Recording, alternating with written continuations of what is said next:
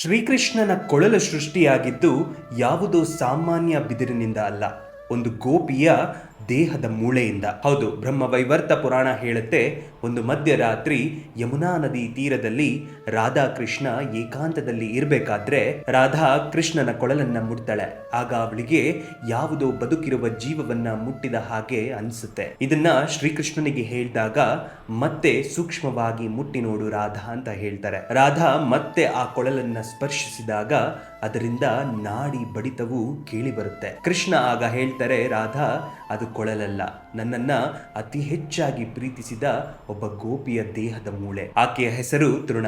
ತನ್ನ ಪ್ರಾಣವನ್ನ ಯಮುನಾ ನದಿಯಲ್ಲಿ ಬಿಡುವಾಗ ನನ್ನ ಹೆಸರು ಹೇಳುತ್ತಾ, ಕೃಷ್ಣ, ನನ್ನದೊಂದು ಕೊನೆ ಆಸೆ ಇದೆ. ನಾನು ಹೋದ್ಮೇಲೆ ನನ್ನ ಮೂಳೆಗಳು ಮಾತ್ರ ಅಸ್ತಿತ್ವದಲ್ಲೇ ಇರುತ್ತೆ. ಅದು ನನ್ನ ಪ್ರೀತಿಯ ಸಂಕೇತವಾಗಿರುತ್ತೆ.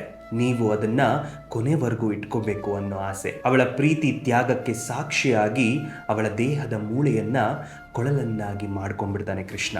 ಅವನು ನುಡಿಸುವ ಪ್ರತಿ ರಾಗವು ಅವಳನ್ನ ನೆನಪಿಸುತ್ತೆ. ಆಕೆ ನನಗೋಸ್ಕರ ಈ ಕೊಳಲಾಗಿ ಅಳ್ತಾಳೆ, ನಗ್ತಾಳೆ, ಹಾಡ್ತಾಳೆ. ಸಾವನ್ನು ಕೂಡ ಮೀರಿದ ಪ್ರೀತಿ ನನ್ನದು ಅಂತ ಸದಾ ನೆನಪಿಸ್ತಾಳೆ ಅಂತ ರಾಧಾಳಿಗೆ ಭಾವುಕರಾಗಿ ಹೇಳ್ತಾರೆ ಶ್ರೀಕೃಷ್ಣ. ಇದನ್ನೆಲ್ಲ ಕೇಳಿದ ರಾಧೆಯ ಕಣ್ಣುಗಳಲ್ಲಿ ನೀರು ತುಂಬಿಕೊಳ್ಳುತ್ತೆ. ಆ ಕೊಳಲಿಗೆ ಒಂದು ಮುತ್ತನ್ನ ನೀಡಿ ಮತ್ತೆ ಶ್ರೀಕೃಷ್ಣನ ಕೈಯಲ್ಲಿ ಆ ಕೊಳಲನ್ನ ಕೊಟ್ಟು, ಮಾಧವ, ನುಡಿಸು, ನನ್ನ ಜೊತೆ ಆಕೆಯೂ ಕೂಡ ಹಾಡಲಿ ಅಂತ ಹೇಳ್ತಾರೆ. ತನ್ನನ್ನ ಪ್ರೀತಿಸುವವರನ್ನ ಎಂದಿಗೂ ಶ್ರೀಕೃಷ್ಣ ಮರೆಯೋದಿಲ್ಲ ಅನ್ನೋದಕ್ಕೆ ಇದೇ ಸಾಕ್ಷಿ. ನಿಮಗೂ ಶ್ರೀಕೃಷ್ಣ ಅಂದ್ರೆ ಇಷ್ಟನಾ? ಹಾಗಾದ್ರೆ ಹೇಳಿ, ಹರೇ ಕೃಷ್ಣ.